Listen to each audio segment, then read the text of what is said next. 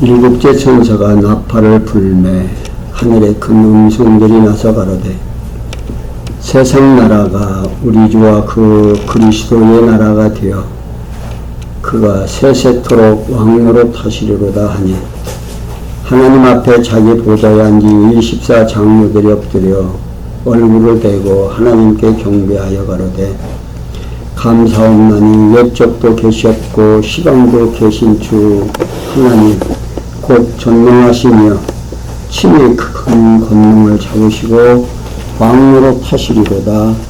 이방들이 분노하며 그의 진노가 임하여 죽은 자를 심판하시며 종신자들과 성도들과 꿈으로 대소하고 주의 이름을 경외하는 자에게 상 주시며 또 땅을 망하게 하는 자들을 멸망시키실 때로소이다 하더라. 이에 하늘에 있는 하나님의 성전이 열리니 성전 안에 하나님의 언약궤가 보이며 또 번개와 음성들과 뇌성과 지진과 큰 우박이 있더라. 아멘. 오늘 우리는 연이어서 요한계시록을 보아가고 있습니다. 제가 늘 이 말씀을 드리지만 이 요한계시록은 성도들을 위해서 우리가 살아가는 과정 속에서 어려움이 있고 하나님의 계획된 일들이 지상 위에서 일어나는데 그 일어나는 과정 속에서 성도들로 하여금 어려움이 닥쳐도 흔들리지 말고 소망을 가지고 살아가게 하시려고 요한계시록을 기록했다 하는 것을 잊어버리시면 안 됩니다. 왜냐하면 이 요한계시록을 통해서 참 여러 사람들이 이러쿵 저러쿵 얘기해서 성도들로 하여금 정말 많은 혼선을 일으키게 하고 성도들로 하여금 불안과 초조 속에서 살아가게 되어줍니다. 그런데 요한계시록은 누구를 위해서 우리 성도들을 위해서 주셨다 하는 것을 잊어버리면 언제든지 그런 유혹에 또 그런 말 장면에 넘어갈 수가 있습니다. 왜냐하면 또 요한계시록이 또 그렇게 해석하는 사람에 따라서 달라지도록 그렇게 기록이 되어 있습니다. 그런데 자세히 보면 그렇게 혼선을 일으키게 되어 있는 것도 아니에요. 순서대로 요한계시록을 기록한 목적이 뭔가, 성경의 진리라면 창세기서부터 요한계시록까지 하나의 논리로 전개가 되고 또 진리가 표현이 돼야 진리라고 말할 수 있습니다. 그런데 이렇게 성경을 하나의 논리로 보는 눈이 없으면 자꾸 여기는 이런 내용이다, 저기는 저런 내용이다 라고 자꾸만 얘기합니다. 그런데 창세기서부터 요한계시록까지 하나님이 누구신가, 그와 반면에 우리는 어떠한 존재인가, 우리 성도님들 내가 나를 소개할 때 어때요? 어떻게 소개하실 겁니까?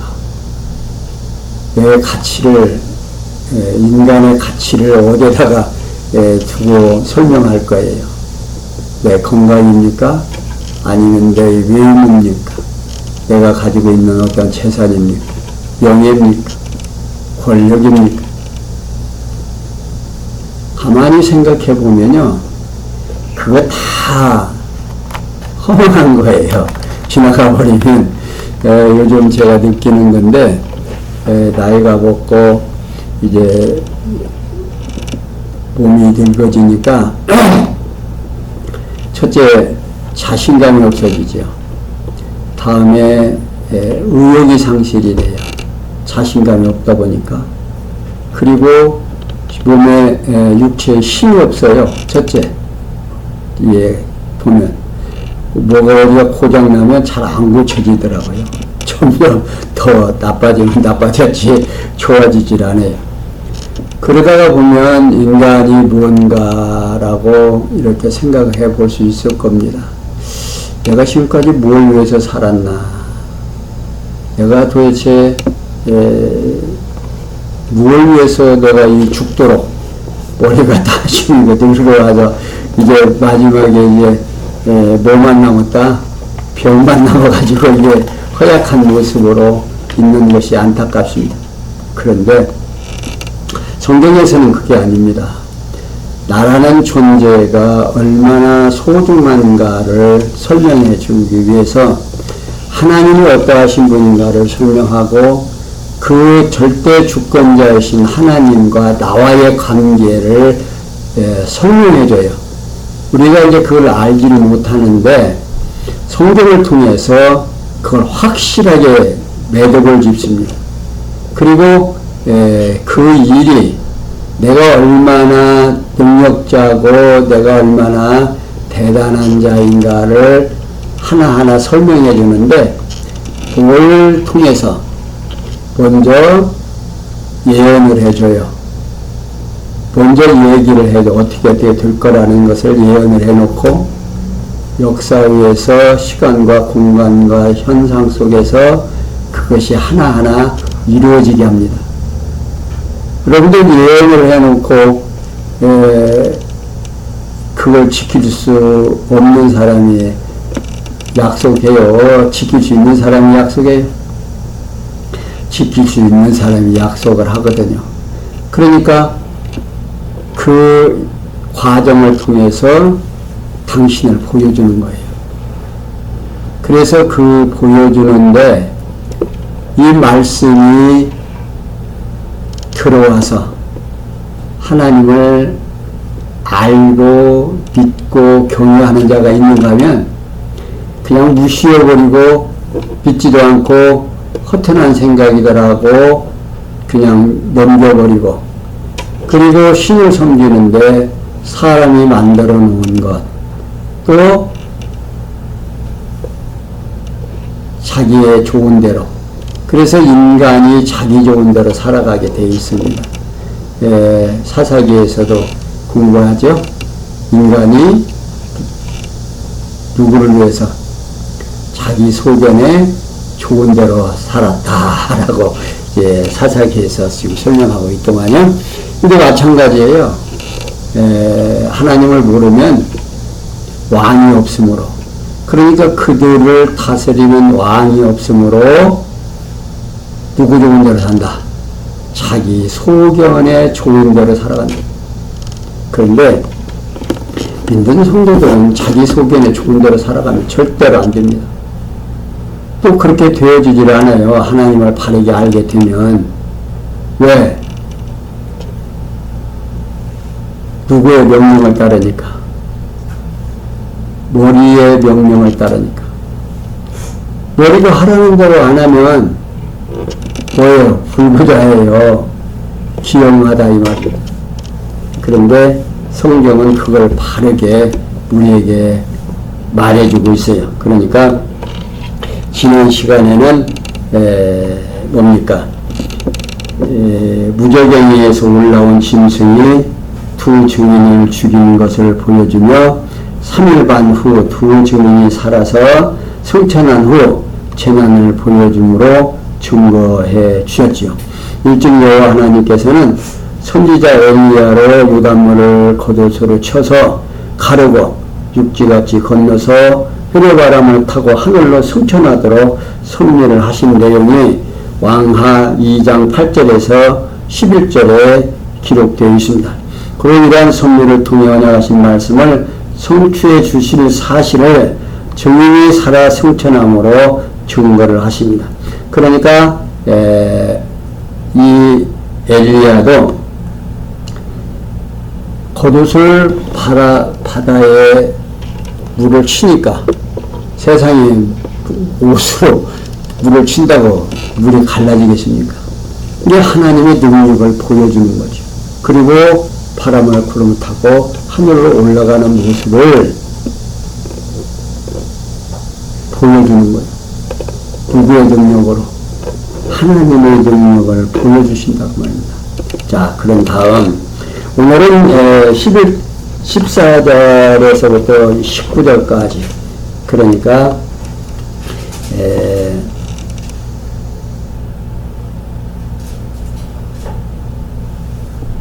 그리스도가 왕권을 가지고 계심을 찬양을 합니다. 그것을 응답함으로 증거를 해줘요. 그 내용 가운데 14절에서 15절은 7개 나팔을 불 때 음성이 그리스도의 왕권을 찬양함으로 증거하신 내용이고요. 16절에서 19절은 왕의 심판에 대한 24장로들의 찬양에 대한 응답으로 증거해 주십니다. 그러니까 오늘 우리들이 여호와 하나님께서는 예수께서 나귀의 새끼를 타고 예루살렘에 입성하실 때에 우리가 앞뒤로 따르며 호산나 찬송을 부르는 내용들이 마태복음 21장 8절에서 9절에 있죠. 그러니까 예수님께서 제자들에게 야, 동네에 가가지고 거기 나귀 새끼가 하나 있을 것이다. 그냥 그걸 끌고 와라. 그러니까 보통 나귀를 타면 어미를 타지 새끼를 안 타거든요. 근데 성경에는 이스라엘 왕으로 메시아가 나오게 될 때 그 왕이 뭘 타고 오신다? 나귀 새끼를 타고 온다라고 이미 그에게 예언을 해두셨어요. 근데 그 예언해 놓은 그 말씀을 지금 예수님이 제자들로 하여금 당신이 십자가에 못 박아 죽기를 이제 시간이 가까우니까 이제 데리고 가지고 오라고 하니까 생각해요. 나귀 새끼가 어미가 있는데 끌고 온다고 따라옵니까? 이게 보통 상식으로는 되어지는 일이 아니에요. 근데 나귀 새끼를 끌고 오니까 그걸 왜 가지고 가냐? 동네 사람들은 우리 선생님이 쓰신다고 한다. 그러니까 아무 말도 없이 그냥 내주잖아요. 어미가 있는데 새끼가 끌고 온다고 따라오는 나귀 새끼가 어디 있습니까? 그런데 그 나귀 새끼를 타고 오니까 사람들이 옷을 펴고 찬송을 부르는데 누구다? 호산나 찬송을 부르면서 누가 오신다? 만왕의 왕 그리스도가 온다라고 찬양을 한 때가 마태복음 21장 8절에서 9절에 소개되고 있습니다. 자, 그러면서 14절에 보면 둘째 화는 지나갔으나 보라 셋째 화가 속히 이르는도다.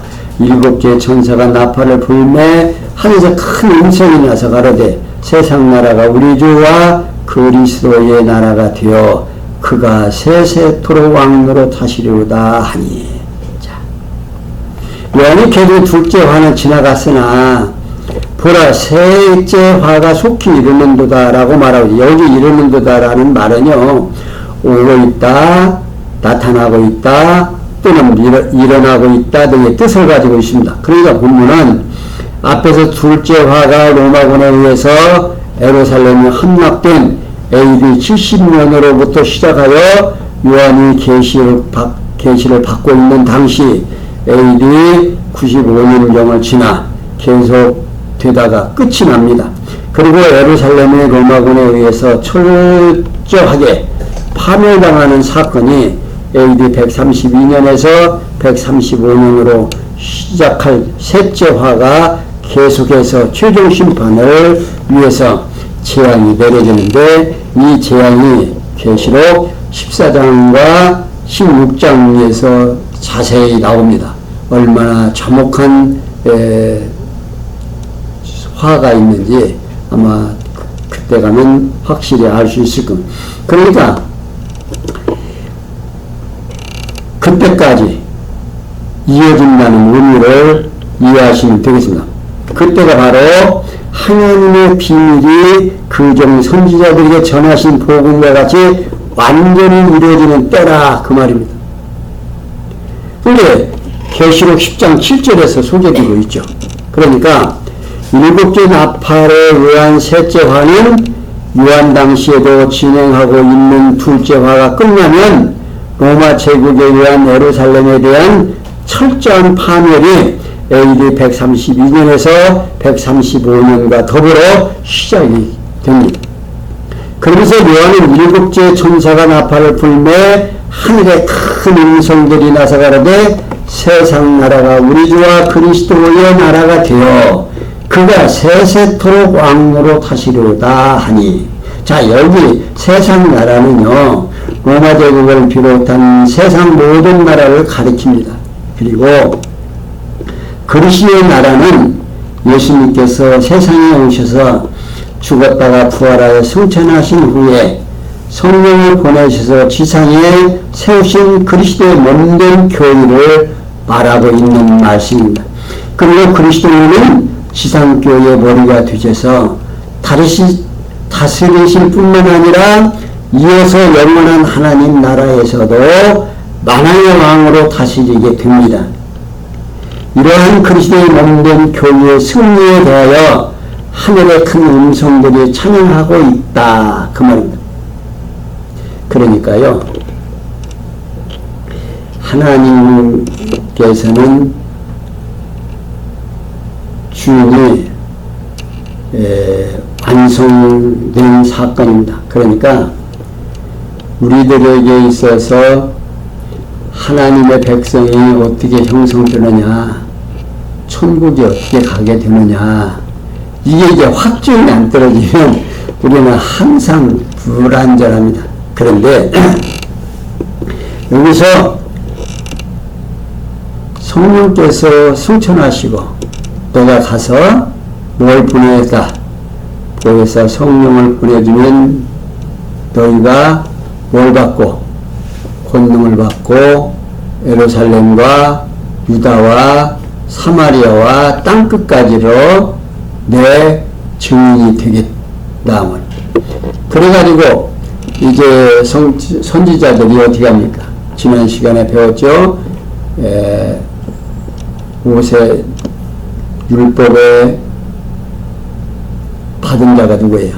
하나님께로부터 직접 받은 자가 모세지요. 모세고 또 복음을 증거하시는 성령이 오셔서 우리로 하여금, 그러니까 엘리야는 복음을 전하는 하나님의 크신 역사가 이루어지는 아름다운 시간들입니다. 그러니까 우리 교회가 천국 가는 거예요. 그러니까 교회가 천국 가는 거지, 교회가 천국 백성이지 개인이 천국 가는 게 아니다. 교회 머리가 누구시다? 주님이시다 그 말이야. 그러니까 머리가 가면 지체는 그냥 따라가는 거예요. 그러니까 지체는 머리가 가는 대로 가는 거예요. 그러니까 성경에서 성령이 오시면 주님의 말씀이 생각나게 해서 누구를 알게 된다? 내가 누구인지를 알게 된다고 말이에요. 근데 나와 하나님과의 관계가 정확하게 이렇게 선정이 돼야 나라는 존재가 얼마나 소중한가를 인식하게 된다고 말입니다. 근데 내가 나의 가치를 인정하지 못하면 뭐만 생겨요? 앞에서 얘기한 대로 절망만 생겨요. 늙으면 힘이 없어지니까 이쪽에서도 무시하는 것 같고 저쪽에서도 무시하는 것 같고 이놈의 병이 나면 낫지도 않지. 응? 그러다 보니까 자꾸 자포자기하고 가만히 생각해보니까 뭐야? 이거 너무 허망하거든요. 그래서 낙심하고 절망하게 된다 그 말입니다. 그런데 이렇게 성경에서는 정확하게 주님의 몸된 교회가 하나님의 백성임을 이렇게 설명해 주고 있습니다. 그러면 16절 하나님 앞에 자기 보좌에 앉은 24장로들이 엎드려 얼굴을 대고 하나님께 경배하여 가로되 감사옵나니 옛적에도 계셨고 시방도 계신 주 하나님 곧 전능하시며 친히 큰 권능을 잡으시고 왕으로 타시도다. 이방들이 분노하며 주의 진노가 임하여 죽은 자를 심판하시며 종신자들과 성도들과 또 무릇 대소하고 주의 이름을 경외하는 자들에게 상 주시며 또 땅을 망하게 하는 자들을 멸망시키실 때로소이다 하더라. 이에 하늘에 있는 하나님의 성전이 열리니 성전 안에 하나님의 언약궤가 보이며 또 번개와 음성과 뇌성과 지진과 큰 우박이 있더라. 자, 요한은 계속해서 하나님 앞에 자기 보좌에 앉은 24장로들이 엎드려 얼굴을 대고 하나님께 경배하여 가로되 감사없는 옛적에도 계셨고 시방도 계신 주 하나님 곧 전능하시며 친히 큰 권능을 받으시고 잡으시고 왕으로 타시리로다 하고 있습니다. 여기 24장로는요 영원한 하나님의 나라 곧 그리스도 왕국의 백성을 보살피며 다스리는 대신들로 이해하시면 되겠습니다. 이들이 영원한 주의 왕권에 대하여 감사하며 송축하고 있는 거죠. 그러면서 이방들이 분노하네 주의 진노가 임하여 죽은 자를 심판하시며 종 선지자들과 성도들과 또 무릇 대소하고 주의 이름을 경외하는 자들에게 상 주시며 또 땅을 망하게 하는 자들을 멸망시킬 때로소이다 하더라는 겁니다. 자, 우리는 24장로들의 주의 통치 시기에 관하여 설명을 하는데 그들이 무엇을 하느냐. 첫째, 이방들이 분노하며 주의 진노가 임하여 죽은 자를 심판하시며 자, 곧 이방들 곧 세상 나라들이 그리스도를 대적함으로 영적으로 죽은 자들에게 주께서 진노의 심판을 당하실 때다 그 말입니다. 자, 이들이 두 선지자들을 죽이고 땅에 묻지도 못하게 하고 그들을 죽여놓고는 어떻게 축배를 들고 서로 물건을 나누며 좋아했던 그들에게 이제 뭐가 온 거예요? 때가 온 거예요. 누가? 그리스도의 때가 되니까 이들을 벌 주실 때다 그러면 단행하셔 심판할 때다 그 말입니다. 자, 그러면 두 번째 좋은 선지자들과 성도들과 또 무릇 대소하고 주의 이름을 경외하는 자들에게 상 주시며 곧 예수 그리스도를 믿고 여호와 하나님을 경외하는 자들에게 상 주실 때다 그 말입니다. 모든 것이 때가 있다고 그러죠. 치울 때가 있으면 거둘 때가 있고 고난을 받을 때가 있으면 형통할 때도 있고 그러니까 이 모든 때가 있으니까 하나님이 정하신 때가 되니까 상 주시는 자에게는 상을 주고 벌 주시는 자에게 벌 준다고 말입니다. 그러면서 세 번째 또 땅을 망하게 하는 자들을 멸망시킬 때로소이다 하더라 하고 있습니다. 곧 하늘에서 땅으로 쫓겨난 세상을 망하게 하는 사단의 무리를 멸망시킬 때다. 그래서 요한은 왜 하늘에 있는 하나님의 성전이 열리니 성전 안에 하나님의 언약궤가 보이며 또 번개와 음성들과 뇌성과 지진과 큰 우박이 있더라 하고 있습니다. 그러니까 앞에서 24장로들이 하나님께 경배하며 왕의 심판 때에 대하여 찬양을 하자 하늘에 있는 영원한 하나님의 성전의 문이 열리고 그리고 성전 안에 지성소에 여호와라는 고귀한 하나님의 이름을 주신 언약궤가 보이고 그러자 번개와 음성과 뇌성과 지진과 큰 우박이 있더라 하는 것. 그러니까 모든 일이 때가 있다. 이 때가 있다는 이 귀한 말씀을 오늘 우리가 권고한 때가 있으면 우리 성도들은 뭔 때를 기다리겠어요? 형통한 때를 기다리게 됩니다. 이런 말씀이 없으면 그냥 곤고한 데서 그냥 절망만 하는 겁니다. 그런데 이런 말씀으로 이미 하나님께서는 모든 때를 정하시고 그 때에 따라서 역사하신다. 이것을 미리 지금 성경을 통해서 우리에게 알게 해줬어요. 그러니까 이 우리 성도님들은 어려움이 당하면 뭐가 온다? 해 뜰 날에 쨍하고 해 뜰 날이 있다라고 하나듯이 어려움이 있으면 반드시 형통함이 있다 이 말. 그러니까 오늘 우리가 지금 곤고함이 있으면 형통한 날이 반드시 온다는 사실. 그리고 누가 나를 괴롭게 한다고 해서 그 괴롭게 하는 것이 내가 직접 오는 것이 아니라 누가 허락하지 아니하면 하나님께서 허락하지 아니하시면 지나가는 참새 한 마리도 땅에 떨어진다 안 떨어진다? 안 떨어진다 그 말입니다. 그러니까 내 주변에 있는 사람들이 나를 괴롭게 하고 나를 힘들게 하는 이유는 누가 허락하니까? 절대 주권자이신 하나님이 허락하니까 그렇게 한다. 이제 입장을 조금 바꿔놓으면요, 그들이 불쌍하게 보여요. 자, 스데반 집사를 돌로 때려 죽일 때도 그가 맞아 죽으면서 뭐라고 그래요? 웃으면서 가고, 저들을 모르고 저러니까 저들을 용서해달라고 하나님 앞에 기도하고 있지 않습니까? 그러니까 하나님께서는 오늘 우리들에게 어떠한 어려움이 있어도 견디고 힘내라고 때를 이렇게 다 정해놨음을 우리에게 알게 해주는 거예요. 그러니까 오늘 우리가 오늘 하루에 일을 하더라도 자, 아침에는 시원한데 점심 때는 뜨거워. 저녁에는 또 요즘 좀 시원하더라고요. 이런 모든 것들이 다 누가 허락하셔야 하나님께서 허락하신다 하는 것을 아시면 오늘 우리가 살아가는데 조금 더 힘이 나리라고 봅니다. 그러면서 셋째 화가 임한다는 사실을 신으로 응답하신 거죠. 이렇게 성령께서는 부활 승천하신 이가 그리스도이심을 왕의 심판에 대한 24 장로들의 찬양에 대하여 응답함으로 증거해 주십니다.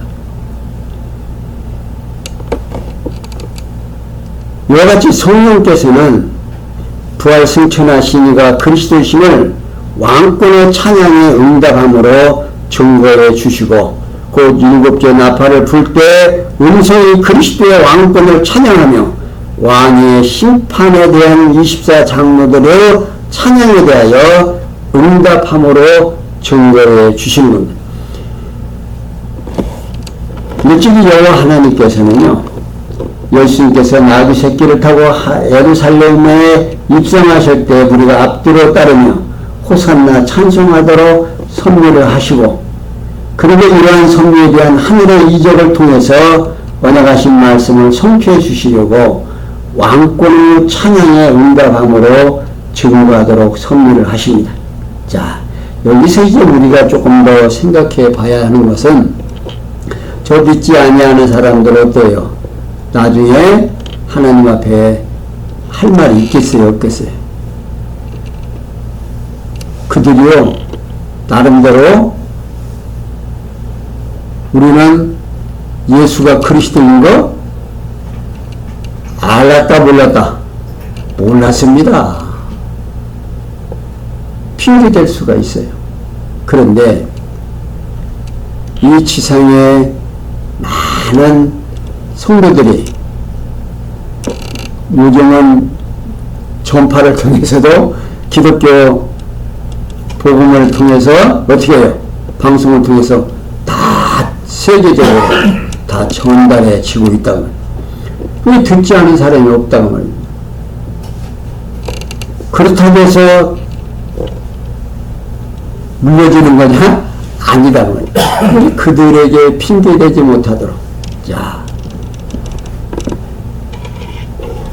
요한계시록 11장에서요, 성령께서 부활 승천하신 그리스도이심을 증인의 죽음과 그 결과를 통해 증거하신 내용으로 증인의 예언을 예고하면서 증인이 살았으나 승천한 후에 살아나 승천한 후에 왕권의 찬양에 응답함으로 증거하시고 있습니다. 이러한 증거는 여호와 하나님께서 언제 창세전에 작정하신 영원한 뜻에 따라서 언약하신 말씀에 바탕을 두고 있습니다.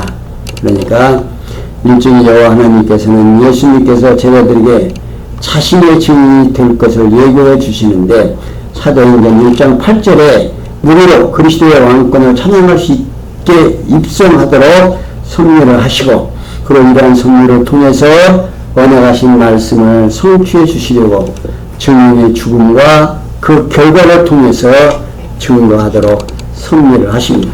일찍이 여호와는 예수님께서 자신을 저버리고 자신의 말을 받지 아니하는 자들을 예수님의 말씀이 마지막 날에 심판할 것을 예고하도록 섭리하신 것이 요한복음 12장 48절에서 소개되고 있습니다. 그리고 이러한 섭리를 통해서 언약하신 말씀을 성취해 주시려고 남은 진노에 대한 대비를 통해서 증거하도록 섭리를 하십니다. 이렇게 여호와 하나님께 언약대로 성취해 주시는 목적은 늘 말씀드리지만 영원하신 하나님의 존재와 속성의 영광을 선포하실 뿐만 아니라 언약 백성으로 하여금 언약대로 보내신 예수님이 그리스도이심을 확실히 믿을 수 있게 하심으로 하나님의 언약대로 성취하시는 여호와이심을 깨닫고 알고 그 하나님을 섬기며 경외하게 하려는데 목적이 있다 그 말입니다. 그러니까 이러한 목적에 의해서 성경을 기록했기 때문에 오늘 우리 성도님들께서는 하나님의 백성으로 걱정할 것이 있다 없다? 없다 그 말입니다. 늘 감사하고 이런 말씀을 우리에게 미리 주어서 우리를 믿게 하는 거예요.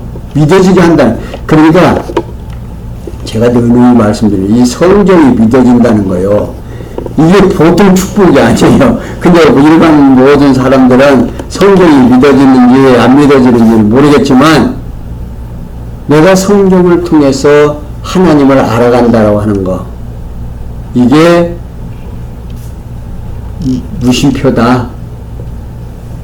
하나님의 백성이 주님의 몸된 교회의 지체라는 사실이 확인되는 시간들임을 꼭 잊지 마시고 오늘 또 감사하며 살아가는 성도님들 되시기를 바라면서 오늘 여기까지만 소개해 드렸습니다. 기도합니다.